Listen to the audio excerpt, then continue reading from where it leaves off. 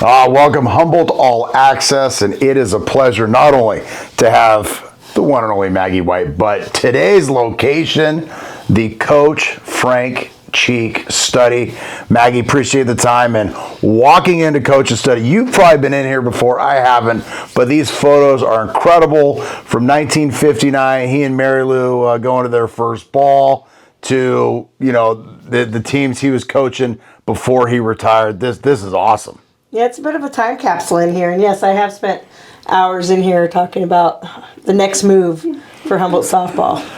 Okay, talk about Coach Cheek, what he meant to you. Tell me the first time you met him, the impression he left, and then you went on to an unbelievable coaching career. You're married to a coach. What Coach Cheek has meant to you through that journey? Well, gosh, he's meant like everything. So I was a junior varsity basketball player at Arcata High School. So I'm 14, and we're doing layups, and somehow he comes behind the bench. I don't even know if this is legal. And he's like, "Hey, do you play softball?" And I'm like, "Yes." And he said, "What position?" And I'm like, "Outfield," because I knew like that was probably they had a really good team. So I was like, "I'll say outfield." There's 3 outfielders, so I got a chance. Yeah, and he goes, "Oh, well, yeah. Okay, well, make sure you're there at the meeting." And then I went to the meeting, and he was a different person. Like, if you want a day off, fine, take the whole season off. If you want this, blah. I was just like, whoa. And what impressed me is that was the first coach I ever had. Of course, I was really young, but it was the first coach I ever had that cared a lot about women's sports, because back then it wasn't really something that a lot of people cared about. So that part, and him showing his caring was a little unorthodox. Like, some people would look at it as maybe mean or, not so great. But I loved it. So I assume he knew how to get the best out of you and your teammates. Yes. I mean, it was maybe tough love, some would call it, but definitely cared in his own way, and you knew he was going to give you everything he had. Yes, he cared a lot, and that did it for me. I'm like, I'm in all the way, and so I could do whatever was you think about that, but he did care about women's sports, but he obviously was a great men's coach as well. He understood, I think, young athletes, correct? No matter what the gender. He understands people. He understood people. That was he can read people a lot better than people gave him credit for. Okay. A lot more than I even knew until I started coaching with him, and then I started realizing, wow, he's really analytical about this. He overthought a lot of things. He's a big overthinker. So what are some of the things you took with you through your coaching career, and maybe just, everyday life? Just in life in general, like a lot of discipline. It was necessary for me at that age. And, being on time, caring, showing you care, admitting a mistake. That was one thing he was really good at, that people never give him credit for. He was able to call himself out for being wrong. And I think a lot of coaches struggle with that, but he was able to do that. He did a lot of things really well that way, so that was good. And kind of, I got the impression a coach of the coaches as well, as I've been around and introducing Robin Meigs, Rob Smith a couple years ago. You talked to the other coaches, and they always bring up Frank Cheek and what he meant to that athletic department as a whole, not just to softball. Yeah, he's a winner. And he goes, if you're not winning, you're not doing it right. Like there's just no doubt about it. You got to have the horses. I can name 100 million quotes about how his philosophy was on winning and how he came about that. All right, now in fitting, it is Halloween, or it will be Halloween. Pumpkins are a tried and true tradition of the Halloween spirit. Now, I didn't know, and I'm always absorbing Frank Cheek stories when I can hear them, because I love them and I miss hearing them from him, of course. I love seeing him and, the salute, and, he'd go back and I could see he was just disgusted with me because I'd never be a Marine, but that's another story. Talk about the pumpkins and how it all started, this whole pumpkin incident, because it's hilarious when you think about it, yes. But tell us how it started and how it evolved. Okay, so I played for Coach Cheek for 8 years, so 4 years in high school. Eight times she's up here at least on team photos. Yeah, and then some others. Yes. Yeah, so 8 years, and he ran a really regimented practice, and everything was pretty solid. Not one time did I see Coach's wife, Mary Lou, at practice. Not one time. Not once. Not once. And so it's right after I was done playing, shortly after I was done playing, she had some grandkids, and they were up here, and they decorated pumpkins. As you know, she probably put them on a project, and they all did this great, stuff, and they put them out. And apparently they started to get rotten. And so Coach, doing what he does, it's garbage can day. I need to get this garbage out. So he went and threw them out. And then They were not grandkid mementos. They were simply rotting pumpkins. rotting pumpkins.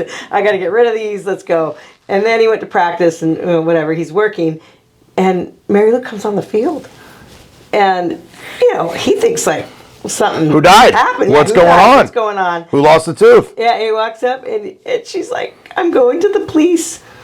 Someone stole our pumpkins."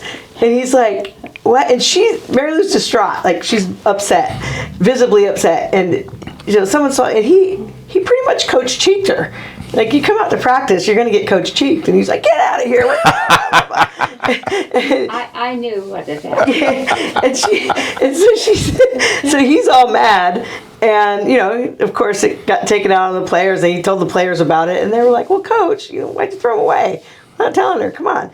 And so they kind of went back and forth. And then later that evening, Diana Stoller, Jennifer Fritz, they all got together and they decided they were going to carve a couple pumpkins and bring them to the porch.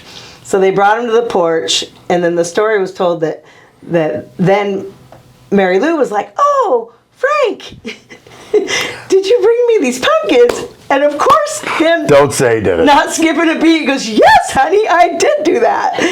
And she's like, "Oh, thank you." I'm 100% sure that she knew he didn't really do it, but she let him take the credit. And it takes me back to another story where one of our players got roses from her boyfriend, and he goes, "Oh, can I take one home to my wife?" And she said no. And the rest of the team was like, "What?" So we stole one.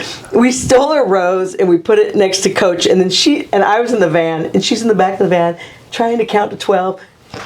Counting to 12 again. And we stole. Anyway, so it reminds me of that. Like, he wants to, let me take a rose to my wife. Of course we say yes. But anyway, so he takes all the credit, and then the players find out that he took the credit, and they narked him out to Mary Lou at a function, like at this. And Laura Hansen was on her recruiting trip. This is what she remembers, like her first impressions on a recruiting trip, and she's heard all about these pumpkins and Coach lying to his wife and them telling the wife, and then Mary Lou comes up with the girls and was like, "Frank, I know you didn't carve the pumpkins," and he's just like, "No." So he got busted in front of everybody, and I was there for that. That was pretty hilarious. He had that look on his face like, "I'm in trouble," Gonna have to admit to being wrong on that one. That is hilarious. Yeah, oh so my goodness. He would take credit for things a lot. And look what I got you, honey. Remind you that I saw a couple of police in downtown Arcata Hotel that and I asked them to walk in just walk in with their and arrest him after I'd been to the police department.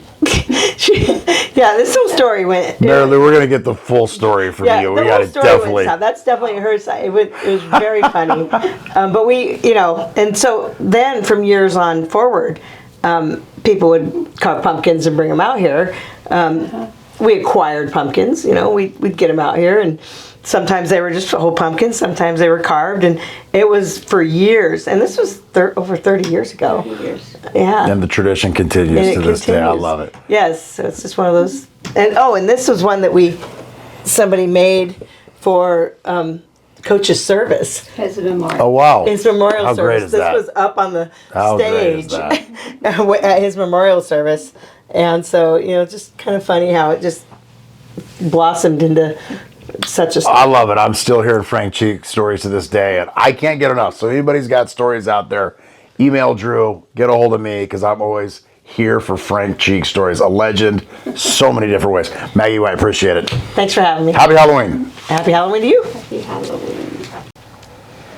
Pleasure on this Halloween edition of Humboldt All-Axess to be joined by the legendary wife of Frank Cheek, Mary Lou Cheek. Mary Lou, thank you so much for inviting us into your home and Coach's study.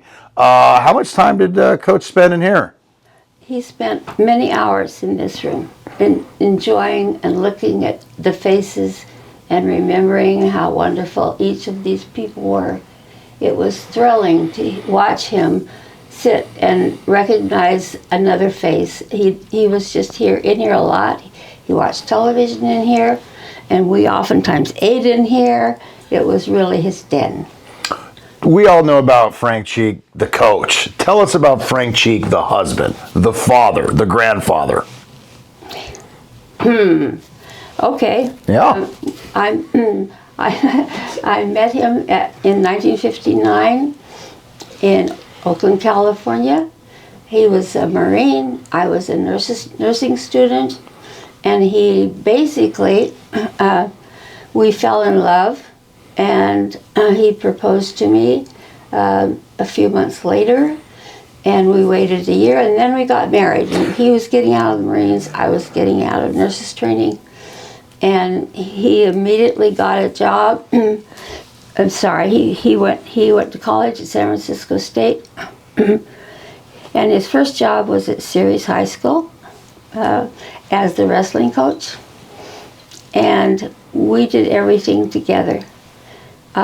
We trusted each other completely and loved each other through thick and thin. Now, he had a reputation, obviously, as a Marine, as a coach. He was kind of tough, drill sergeant-esque. Was he that way around the house, too? He was not that way around the house very often. He was pretty relaxed here at home. He worked hard even at home. He kept the art. He worked hard with everything that he did. He had a standard for everything. That didn't ever go away. But through thick and thin, he was the same person. You could trust that he was going to be my husband. Now, recruiting was the name of his game, right? I mean, I knew recruiting was very important to him. I gotta know, do you remember the first time you met when he recruited you? Did he walk up and say hi? Did he introduce himself? Because he doesn't strike me as being bashful either, but I can imagine Coach being a little nervous trying to go up and woo the beautiful Mary Lou, because I've seen the old photos. He definitely outkicked his coverage with you.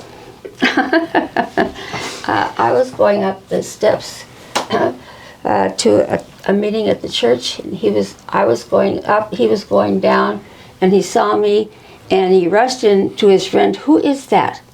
Well, she's a nursing student. So myself and a fellow nurse, student nurse, we were walking out the door, and here's this, hey you, Frank Cheek. Yes, where are you all going? We're going home to the nursing school. Oh, that's right on my way. Where is it, by the way? He picked us up, basically. He and another Marine that were there in church. Smart move. Real quick before, I want to get to this legendary pumpkin story, and we could sit here for hours and not cover or even scratch the surface on Coach Cheek and Mary Lou stories. How did you guys get to Humboldt? You're San Francisco State, Ceres. How do you make the move to Arcata, California? Because I assume, and maybe I'm wrong, it's to be the wrestling coach. Yes, you're right. Okay. Exactly. He applied for the job here. He had been very successful at Ceres High School wrestling, but he applied for the job. He had a wrestler that was here that they had recruited that thought he was a great wrestler. He must have had a great coach. So he got the job, and we just loved coming here. I loved it so much. It was such a wonderful change from the valley. Now, when they dropped wrestling, which is finally back with Coach Lenny, did he want to leave? Was there any talk of leaving the university, leaving Arcata? He was coaching softball already. He was coaching both softball. Okay, so I got to mix up. So he didn't, but I know he was not happy about the wrestling situation, correct? Because that was a love of his. Now, when you what it's always impressed me so much about coaches, to win at different sports, different genders, and this, that, and the other. Did you see a difference in how he coached? And do you know if he had a favorite team or a favorite journey that was maybe a little more special than the rest? Oh, I won't tell Maggie. I have to tell. Maggie was on the first team, and our daughter, whom he had taught to coach, taught to be a pitcher. He'd worked with her through high school, and he was loving softball, and it just was a natural thing that he go to the college when they needed Title IX. They needed another women's sport. And he took that and run with it and built a standard that is just second to none. Okay, as we get into Halloween, Mary Lou, I understand that. I came into your beautiful home, and thank you for having us. You've got very nice painted, decorated pumpkins out there. I understand there's a little bit of a history when it comes to pumpkins, Coach Cheek, and maybe something that started with your grandkids that maybe he didn't appreciate evolved into something. Can you tell us about that? And you barging in on practice? Yes, it was. It was a wonderful thing. We had so much fun. I had so much fun because I knew that he had thrown those pumpkins that were slightly rotted on our porch. That your grandkids carved, right? Yes, and our daughter. How upset were you when you came home and you saw those were missing? I mean, you went to practice and confronted them. I went out and saw that they were gone off the porch, and I went and looked in the garbage can. I have to admit, I knew that what he'd done, but it made me really mad because they could last a few more days.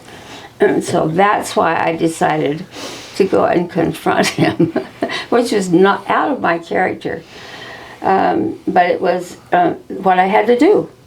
You were clearly upset because you decided I'm not going to wait for him to come home. Like, this has to be dealt with now. Now, did you just need to confront him now, or did you want to embarrass him in front of his players?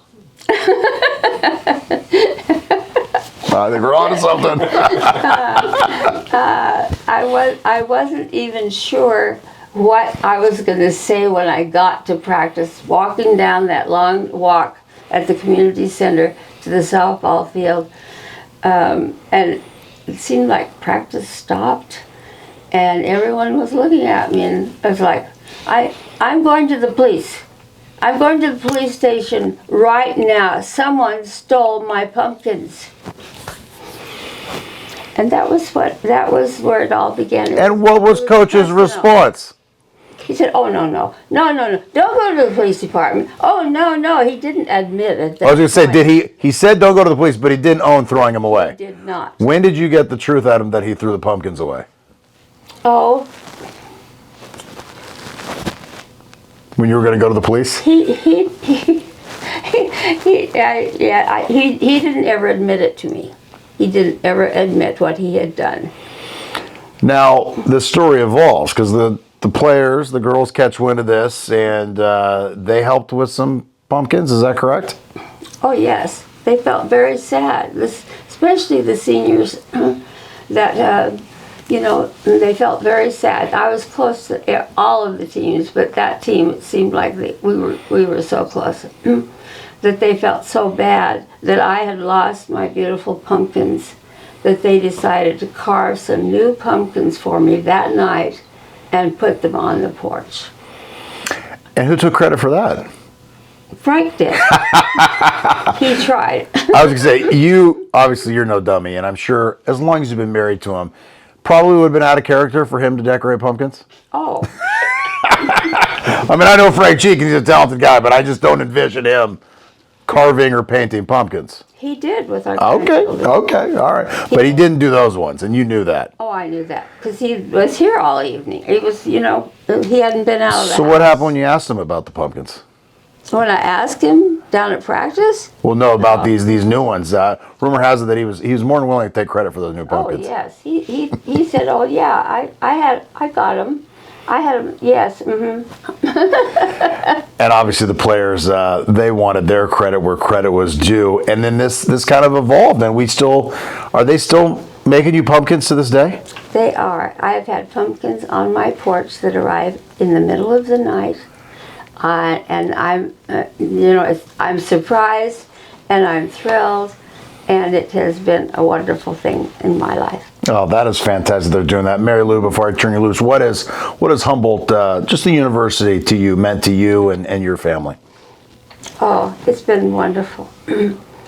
I've loved every minute of it, yeah, except a few times.